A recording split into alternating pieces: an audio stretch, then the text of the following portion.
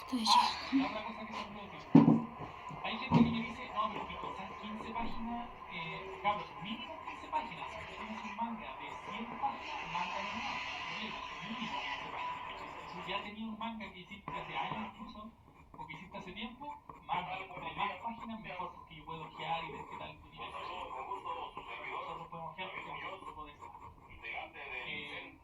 Hay gente que dice quizás mucho, no, aún no tengo un manga y no alcanzo a hacerlo. Bueno, si las postulaciones son menos a 48, o sea, si hay 30 postulaciones nomás o 20 y algo, y vemos que no hay mucha gente postulando, entonces vamos a disminuir los requerimientos. Así ya, cabrón, manden una página nomás o manden sus dibujos y vamos a ver a quién agregamos. Por si acaso hay pocas postulaciones, ¿ya? Yo, por lo que vi, hay mucha gente motivada, así que no lo creo. Pero si es que hay pocas postulaciones, podríamos bajar los requerimientos para que entren más y hacer toda la clase que cheque. ¡Mande! ¿Quiénes son los profes? Es que profesores hasta el momento confirmados solamente yo y Oblever, ¿ya? ¡Mande! De clase, Oblever va a hacer otras, de otras cosas, pueden haber clases de cosas distintas. Yo quiero hacer específicamente de la pero Oblever puede hacer Sí, papá. de cosas así, como también de arte, pero también se puede por la creación de cómics. El staff que tenemos, o sea, Ahora sí, sigamos. vamos a decidir si es que alguno merece subir o no, ¿sí? Esto puede generar discordancias también, lo cual está bien, para darle un poco de drama. Así que esos son los que están ahora.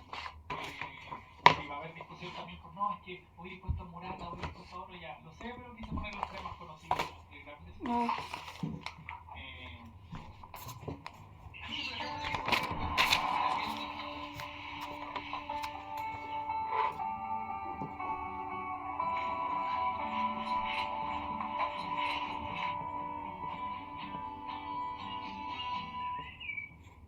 Ahora tienes más gigas. Doble de gigas en recargas y paquetes de 200 pesos en adelante. Más Amazon Prime.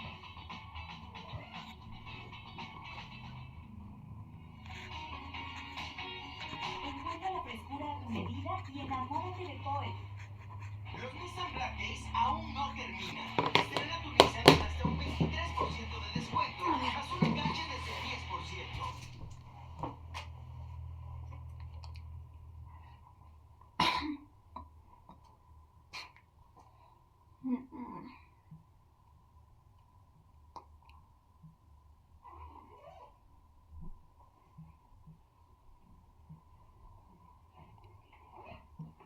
Estos últimos años. Da la sensación de que no es suficiente gente revisando las cosas que salen a venta por parte de la editorial, y si bien yo entiendo que no deberían existir en primer lugar, de mínimo en algunas ocasiones sí hemos visto que la editorial se toma su tiempo para corregir las cosas. Ese sin duda es el más grande reto para la editorial.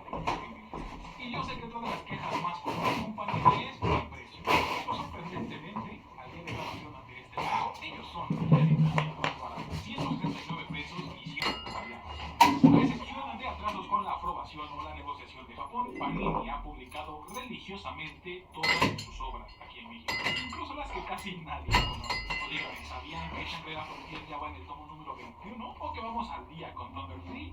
Exactamente. Vete a la nota mientras. Sí. Ay.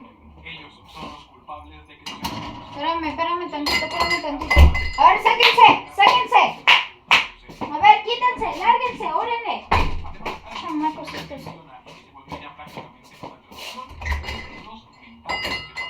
Al nivel de que yo les digo los infaltables, porque de verdad en todos sus números uno desde hace años se han incluido. Y sí, yo sé que para algunos es muy insignificante, pero en serio, se siente el vacío cuando vas a... Sí, ya sé que hueles a miados, pero... En la nueva serie que acabas de comprar. Hay que apreciar las cosas pequeñas. A ver si mañana te... No mames, ¿qué es esto?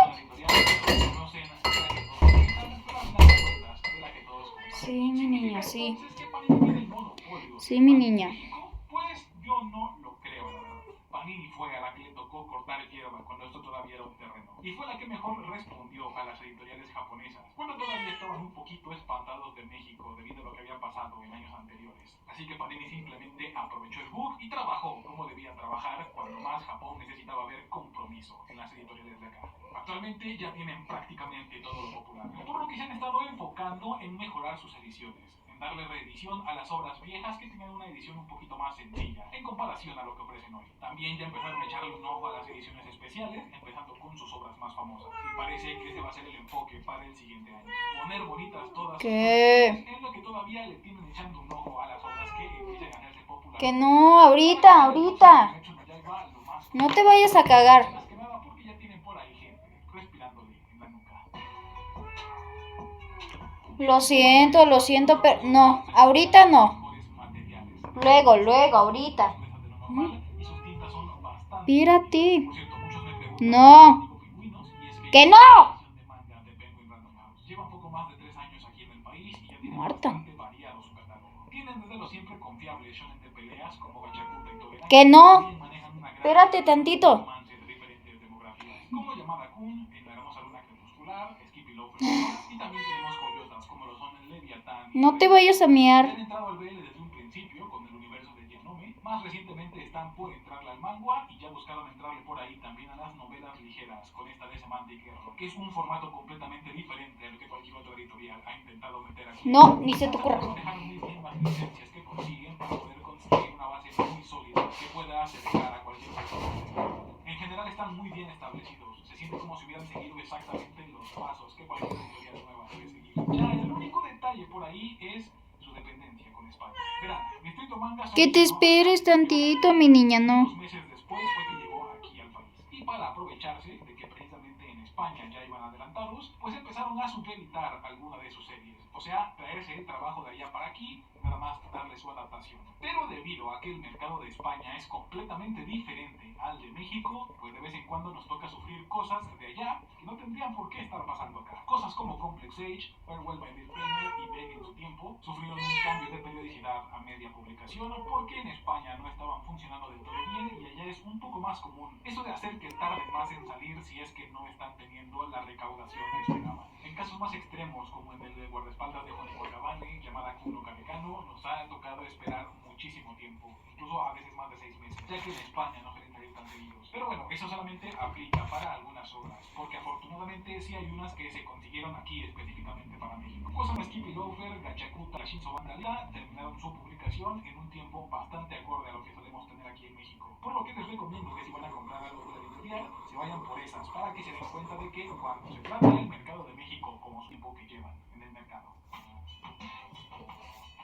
También te manga es a quien tenemos que darle el crédito de haber revivido el manga en México. Hace 12 años, a finales de 2013, regresaron con todo, publicando Hellsing. Y a través de los años fueron cambiando un poquito el enfoque del tipo de licencias que iban a traer. Comenzaron con obras que tenían animes sumamente populares a principios de los 2010. El mismo Hellsing, Toradora, Another, Mirai Nikki, de verdad estaban dándole al clavo a las cosas que a la gente le interesaban en ese entonces. Después le entraron durísimo a las licencias de Clamp, que podría decir yo que ahí fue donde explotó la editorial. Sakura Card Captor, Holy, Tsubasa Reservoir Chronicle, Tokyo Babylon, en verdad, de todo estaban trayendo por parte de las Clamps. Para finales de la década se empezaron a enfocar un poquito más en los isekai y sus novelas ligeras. Cosas como Dead March, Soy una araña y qué, y El nieto y el sabio es lo que empezó a llegar a la editorial. Actualmente están buscando regresar a la variedad que tenían al principio, con un poquito de Girls Love, con Boys Love, con un poquito de comedias románticas, incluso por ahí con novelas y ciencia ficción todavía. Por lo que si bien, para los que llevamos un tiempo coleccionando, puede que su catálogo empiece a quedarse un poquito corto, la verdad es que para alguien nuevo está lleno de un montón de variedad. Aquí les va un dato que a lo mejor no comparten o que no se habían dado cuenta, pero honor a quien honor merece. Para mí, su página en línea es la mejor de todas las editoriales. Es la única con la que nunca he tenido ni un solo problema. Además tienen por ahí un asistente en tiempo real que te contesta prácticamente en segundos, y esa es una función que no he visto en ningún lado, así que se me hace bastante cómoda la página. También quiero mencionar que ellos son una de las dos editoriales 100% mexicanas. Aquí no hay manos españolas, ni brasileñas, ni de ningún otro lado involucradas. Y no quiero decir que sea bueno o malo, para algunos eso no es relevante, nada más quería dejarles por ahí el dato.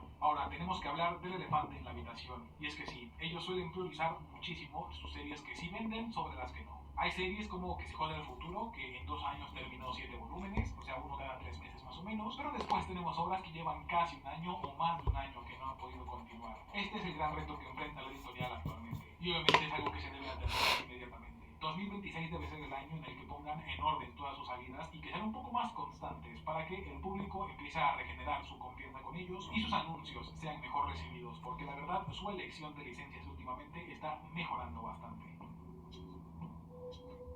Manga Line es otra de las editoriales jovencitas aquí en México. Se presentó a finales de 2021 y empezó a publicar a principios de 2022. Desafortunadamente, ese primer año fue un tanto caótico. Aquí arriba les dejo el contexto por si se quieren enterar. Eso mejor vamos a hablar a partir de 2023 porque fue cuando empezaron a manejarse las cosas como se están manejando ahora. Para ese año fue cuando establecieron una propuesta mucho más clara. Ellos se fueron directamente por los siempre confiables clásicos. Pet Shop of Horrors, Devilman, Shin-Chan, Dark Angel, obras de más de 20 años o incluso hasta 30, fue lo que empezaron a traer estos últimos 2 años, con una que otra obra más reciente y con géneros y demografías más variadas entre mes. Y sí, ellos fueron los que pusieron de moda estos tomos gigantescos de casi 1000 páginas. Desde 2 en 1 y hasta 5 en 1 es lo que se han animado a traer, optando por traer obras en formato integral, o sea, toda la serie en un solo tomo, o acabar series que son de 10 o 12 tomos en 2 o 3 nada más. Además, ellos son los únicos que se han atrevido a traer hentai aquí al país, o H para que YouTube no se enoje. Ese fue tabú para las editoriales durante mucho tiempo, hasta que Manga Line llegó a tumbar la puerta prohibida. Probablemente el más famoso es Angel, de Eugene, que ya tuvo su popularidad aquí en México a finales de los 90 o principios de los 2000.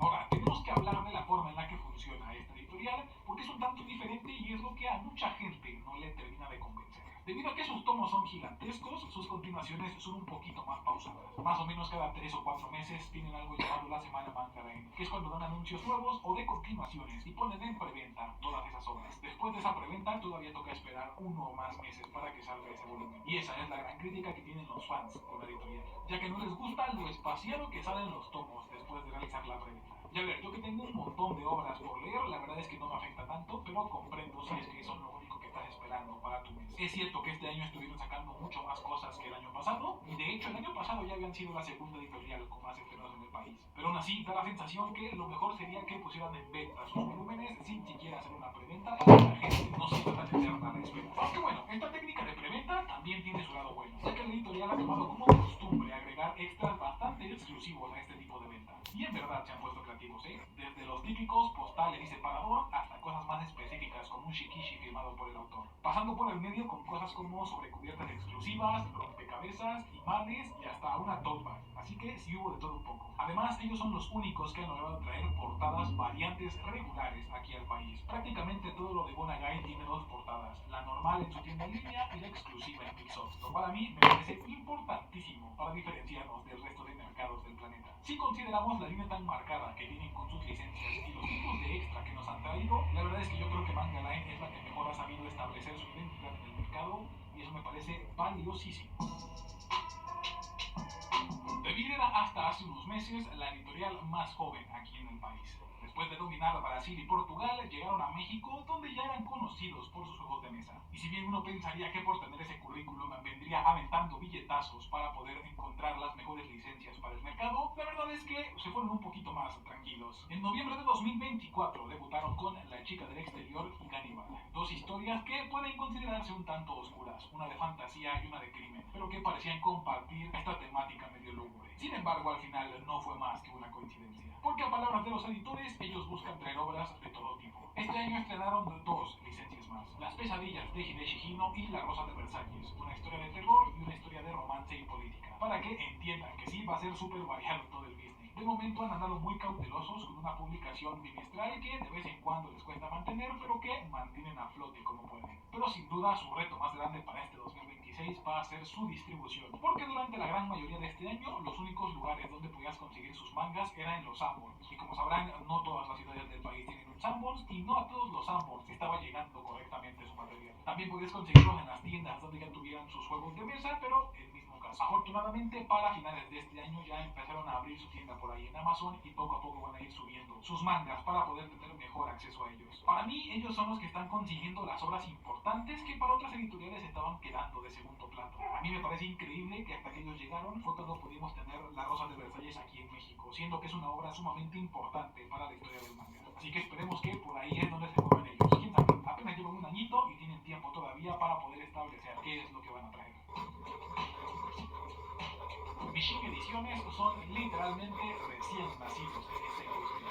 Apenas el 27 de diciembre de 2025 es cuando hicieron su primer publicación, quitándole de paso el título de más joven a Devir y de la única editorial mexicana a Camite, porque ellos también son 100% mexicanos. De lo poco que hemos sabido de ellos es que tampoco buscan aquí ser la supereditorial gigantesca que traiga todos los éxitos de Japón, sino que más bien se están buscando enfocar en las licencias que son un poquito más obviadas por las editoriales grandes. Están yendo directamente con autores independientes que no tienen contratos con las grandes editoriales de Japón y parece que están dando justo en el clavo con ellos, porque nos van a traer obras que de ninguna otra manera hubiesen llegado aquí al país. Y eso es algo muy importante si quieres enriquecer el Fondo Editorial de México. De momento solamente tienen una obra que es precisamente de ese tipo, en Caipan, pero parece que ya tienen cositas cerradas para el siguiente año que parece prometer bastante. Habrá que tenerles paciencia porque todavía están bebecitos y la verdad están cubriendo una necesidad que los demás estaban obviando por completo. Así que ese me parece un muy buen plan editorial.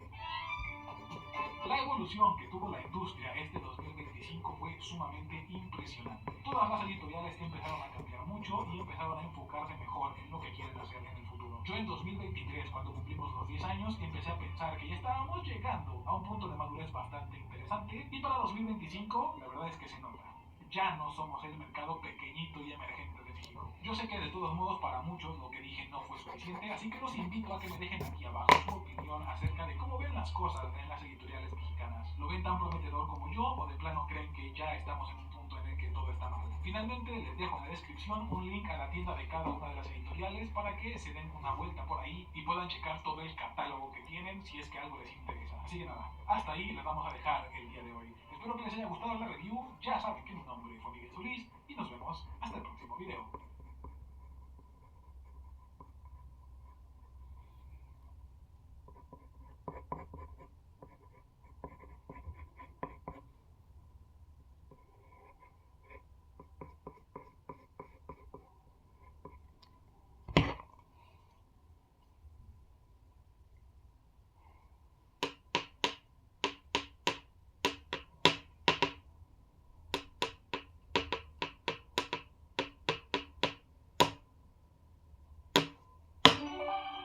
Muy buenas, soy Fredoter, hablando sobre Nefere Simulator, un juego que el día de hoy...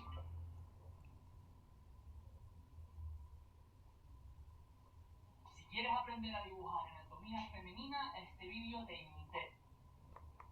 Sí, un poquito.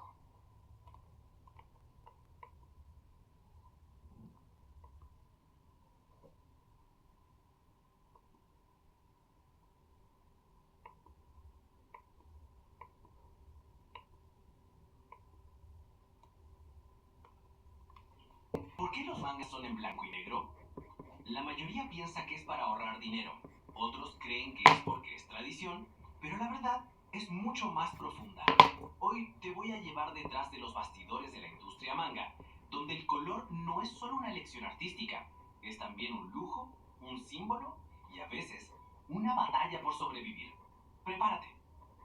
Para entender por qué el manga es así hoy, primero hay que viajar al Japón de mediados del siglo XX, un país reconstruyéndose después de la guerra, sin recursos, sin tecnología avanzada y con una industria editorial que apenas podía levantarse. En ese contexto, imprimir a color era un sueño imposible. El papel era caro, las tintas eran caras, las máquinas capaces de imprimir tiradas masivas en color eran pocas y lentísimas.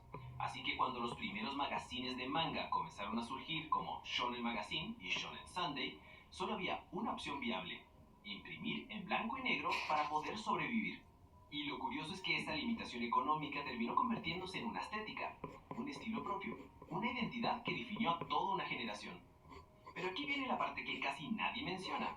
Un mangaka promedio trabaja entre 70 y 90 horas a la semana. Algunos duermen apenas 2 o 3 horas por día, otros viven prácticamente en sus estudios. ¿El motivo? Los deadlines. Muchas series se publican una vez por semana, y para poder entregar un capítulo a tiempo, el ritmo debe ser brutal.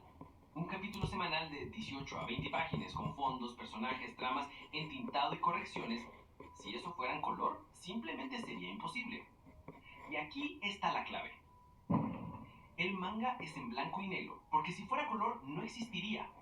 No al ritmo que conocemos, no con cientos de historias saliendo cada semana. Incluso mangakas legendarios como Oda, Toriyama o Togashi han dicho que colorear semanalmente los destruiría físicamente. Por eso en Japón dicen, el blanco y negro no es un estilo, es la única manera de vivir. Pero aquí es donde la historia cambia. Lo que empezó como una limitación, pronto se transformó en un arma.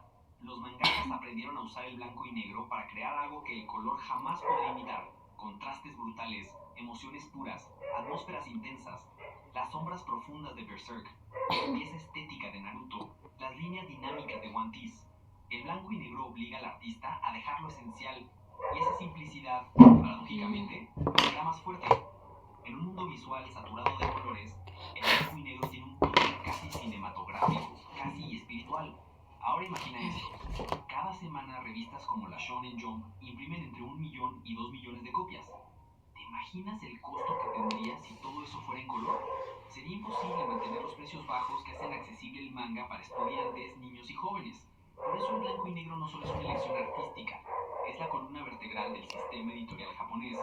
Gracias a esa decisión, el manga se volvió cultura popular, algo que todos podían comprar, leer y coleccionar. Si cada revista costara el triple por tener color, el manga no sería el fenómeno que es hoy. Seguramente lo has notado. A veces los capítulos de estreno o los aniversarios traen páginas a color. ¿Y sabes por qué? Porque en Japón una página a color no es solo un regalo, es una medalla. Es la revista diciéndole al mangaka: tu obra está creciendo, tu serie importa, mereces color. Por eso las páginas a color son tan especiales.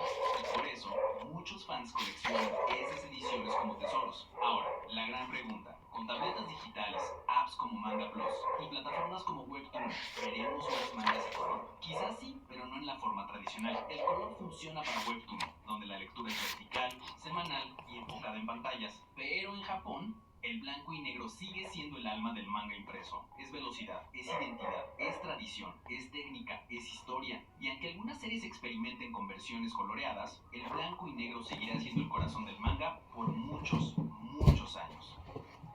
Y ahora que ya sabes por qué los mangas se publican en blanco y negro, quizá veas cada página con otros ojos. Pero si quieres profundizar aún más en este mundo, te recomiendo el siguiente video.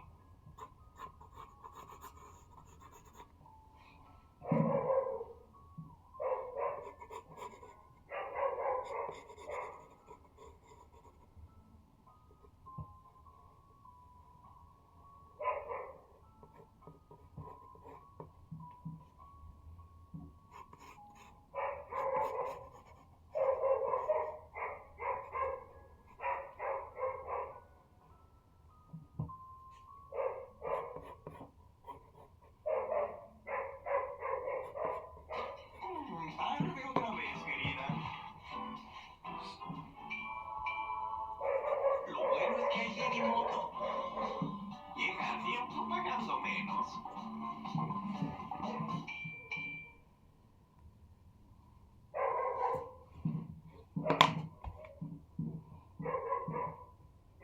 ¿Alguna vez te has preguntado por qué ciertos animes tienen mala animación? Planos estáticos, personajes fuera de proporción, escenas sin impacto. Todos comparten el mismo síntoma. Y aunque los fans suelen culpar a los estudios o a los animadores, la verdad es que el problema viene de más arriba.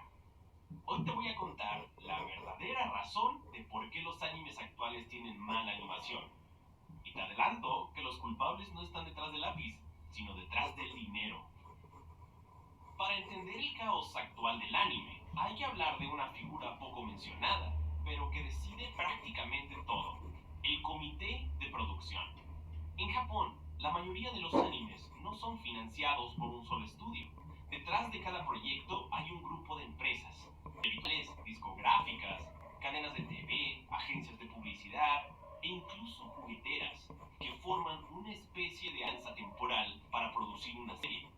Su objetivo no es hacer arte, es maximizar ganancias. Cada empresa pone dinero con la esperanza de recuperar la inversión a través de algo: ventas de Blu-rays, streaming, música, videojuegos, figuras o manga. Y como todos quieren resultados, los comités imponen fechas imposibles. Ahí está el origen de todo: plazos de producción absurdos. Un anime puede tardar años en planificarse, pero el calendario de animación muchas veces se reduce a solo unos pocos meses. Los estudios reciben el guión, el diseño de personajes y la fecha de entrega, todo al mismo tiempo. Y aunque los directores y animadores advierten que no hay tiempo suficiente, los comités no negocian. Ellos deciden cuándo se estrena, porque ya hay contratos firmados con televisiones y plataformas. Así que los estudios hacen lo que pueden. Trabajan contra reloj. Los animadores duermen en el estudio, saltan comidas, corrigen escenas a última hora, y aún así el calendario no perdona. Por eso muchos animes llegan sin terminar. Sí, literalmente sin terminar. Episodios que salen al aire con errores, proporciones mal hechas o escenas sin pulir que luego se corrigen en el Blu-ray. A veces incluso se reaniman por completo, como pasó con varios capítulos de la temporada final de Shingeki, o Jujutsu Kaisen temporada 2, y si hablamos de casos recientes, Blue Lock temporada 2 es el ejemplo perfecto. Su primera temporada tuvo un ritmo de producción un poco más controlado, y el resultado fue decente. Animación fluida, efectos visuales y una energía brutal en cada partido, aunque el 3D no era el fuerte del estudio. Intentaban implementarlo de buena manera. Pero la segunda temporada llegó en plena saturación de la industria. Más animes que nunca, menos tiempo, más presión. El estudio 8-bit tuvo que dividir sus recursos entre varios proyectos y los plazos simplemente no daban. El resultado, escenas menos detalladas, movimientos limitados, por no decir PNG sin movimiento, y una calidad irregular que los fans notaron desde el primer episodio. Y no fue culpa de los animadores, fue culpa de un calendario imposible dictado por el comité que exigía estrenar sí o sí en una fecha concreta, y no dándole tiempo a los animadores de trabajar como debe de ser en el anime. Pero si hay un ejemplo legendario de cómo los comités destruyen una producción, ese es One Punch Man. Su primera temporada fue producida por Madhouse, con un equipo cuidadosamente seleccionado y tiempo suficiente para animar cada pelea con una calidad cinematográfica. Sin embargo, cuando llegó la segunda temporada, el comité decidió cambiar de estudio para acelerar la producción y reducir costos.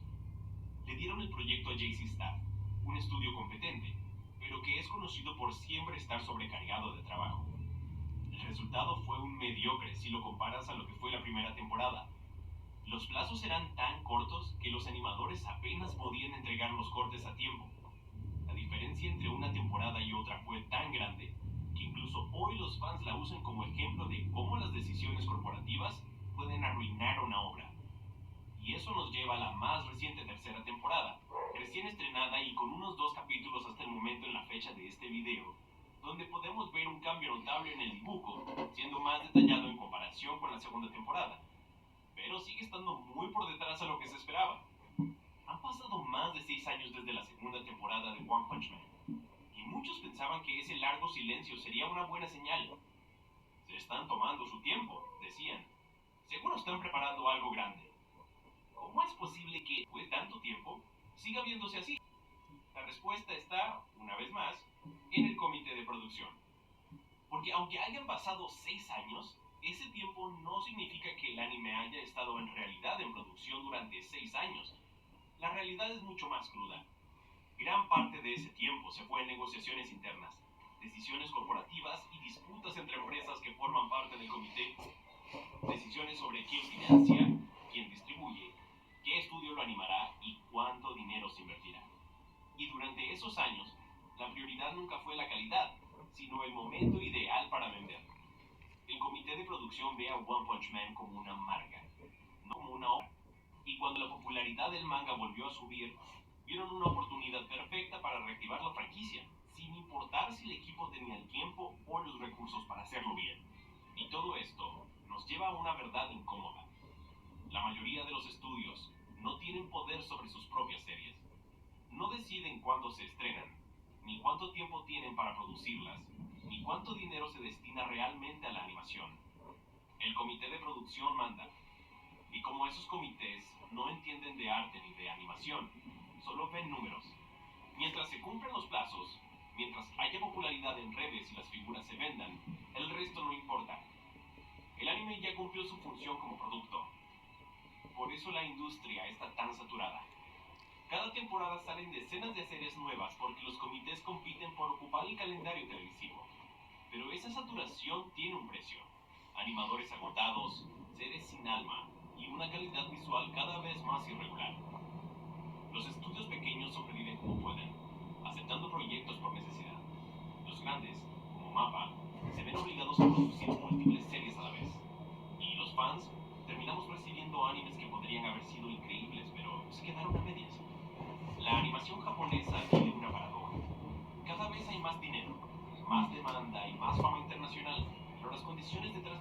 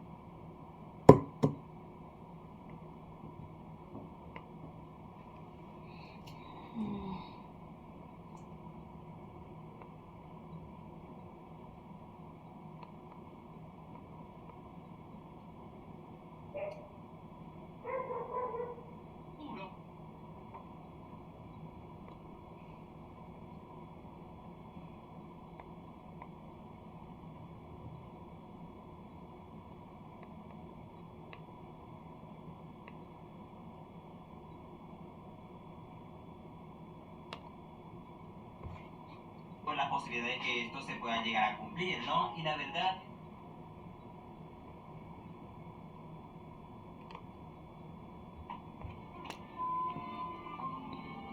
los remakes siempre han existido, no solo dentro de la industria de la animación japonesa, algo que va a tratar este video en gran parte. También sucede en el cine o en los videojuegos, es evidente, ¿no? Sin embargo, actualmente se ha convertido en una broma de mal gusto la fórmula de los remakes en Hollywood por parte de productoras como Disney. Pero este video no se trata sobre criticar la fórmula de remake que tiene Disney, que prácticamente no tendría ningún sentido. En realidad, muchos de nosotros sabemos que la industria de la animación japonesa, a comparación con la yankee, hace un gran trabajo al producir nuevas adaptaciones respetando el material original de una obra. Tenemos muchos ejemplos sobre esto mismo. Algo que al parecer no todos los mangas que tuvieron malas adaptaciones en el pasado tienen la misma suerte. Por lo cual, esto hace que algunos de nosotros nos preguntemos sobre la posibilidad de que se realice un remake o reboot de Tokyo Ghoul.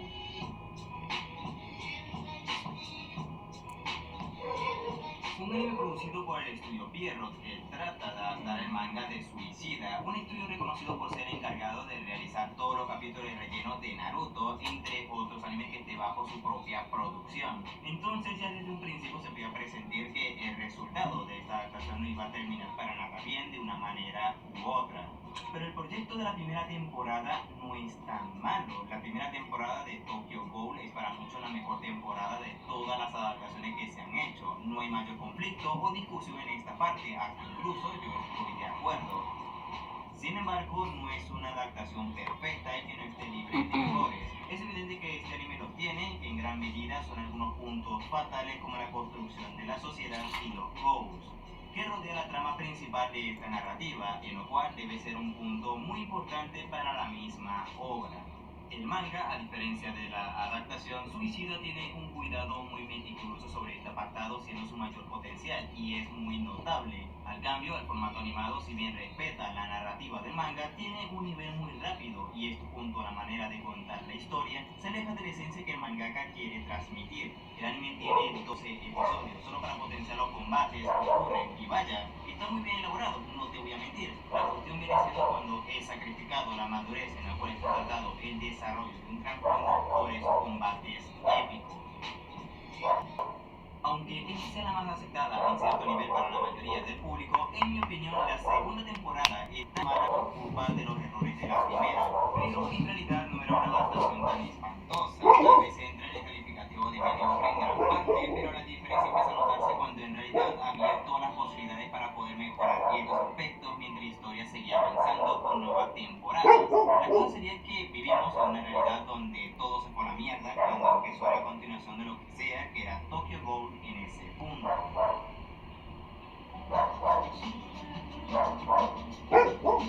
Los principales problemas que yo le veo a todas las adaptaciones es que no respetan el ritmo que tiene el manga, el trasfondo de todos los acontecimientos que rodean al protagonista. La porción del mundo y por lo cual esto hace que haya varias incoherencias narrativas y esto afecta lo verosímil de la continuidad que tiene el anime. Por eso, en vez de responder nuestras preguntas que surgen mediante el misterio del manga, cada vez nos preguntamos qué cagada va a hacer Pierrot con Tokyo Ghoul esta vez. Tengo que mencionar que el manga de Tokyo Ghoul Red tampoco ha concluido de la mejor manera, a mi parecer, ya que se nota que ha sufrido lo mismo que las demás adaptaciones, como el apresurado final o lo rápido que Suicida estaba escribiendo los sucesos que llevaron a su final. Aunque pudo ser una situación distinta si el estudio encargado no fuera el estudio Pierrot. El final en el formato animado pudo ser dirigido de la mejor manera que el material original, pero la realidad es distinta porque el final del anime fue hasta incluso mucho peor. Pero ¿por qué sucede esto? La respuesta para esta pregunta llega a ser hasta incluso entendible. Empezamos diciendo que el manga de Tokyo Ghoul es muy extenso, después del acontecimiento del capítulo 12 de la primera temporada. Es bastante lento, se nos presenta un misterio que ya nosotros sabemos cómo ocurrió. Incluso los momentos de acción de este arco son bastante escasos, donde predomina la exposición, y solo algunas partes resultan realmente interesantes para la mayoría, pero que tienen una lógica, que gracias a esto se nos presentan nuevos personajes y más información sobre la sociedad y los distintos planes de Ghosts. El cambio de Kaneki es más pausado y creíble, no es una embobada como se introduce en la temporada 2. Esto no ocurre de esta forma en el manga, ya que siempre tenemos presente una evolución de personaje muy bueno. Tengo que admitir que nunca pensé decir esto, pero Kaneki tiene una evolución bastante llamativa en el manga para desarrollar sus personalidades y problemas psicológicos que se verán más adelante. El estilo de Suicida y su nivel de ilustración es prácticamente las mejores cosas que tiene esta obra, donde puede tener mucho detalle en las viñetas tensas, como dibujo con trazos sucios para representar sentimientos y situaciones crueles. Esto, como no sería de otra manera, fue una señal muy negativa para el estudio de animación que, como dije anteriormente, la primera temporada es como un shonen de peleas, pero con una historia oscura. Así que de allí damos paso a lo que se vio en la siguiente temporada, donde potenciaron la acción y recibimos una asquerosa adaptación. Una historia confusa, pero no el estilo Evangelion, sino que está tan mal escrita y dirigida que no entiende lo que está ocurriendo, ya que todo eso en realidad no existe en el canon de la historia, pero que para el estudio Pierrot fue algo que funcionó, ya que si hablamos del marketing, realmente Tokyo Ghoul ¿Por qué no metiste a la bebé? y esto hizo que se produjeran Es que se quería ir al baño. peores. Los encargados de realizar todas estas adaptaciones transformaron Es que sí una me historia harté. seinen de misterios a simplemente un buenos coñazos para repartir y excelentes canciones que todo taco sabía. No fue hasta relevantemente poco cuando se hizo de moda hablar mal del Kaneki Emo. A ver, ayúdame a poner este para acá. ¿Dónde? ¿Vas a ir a la feria? Sí, sí, vamos. Pues entonces, apúrate porque yo tengo que ir a tapar el pan. ¿Me ayudan a tapar el pan para hacer el corte, vale? Sí, mamá.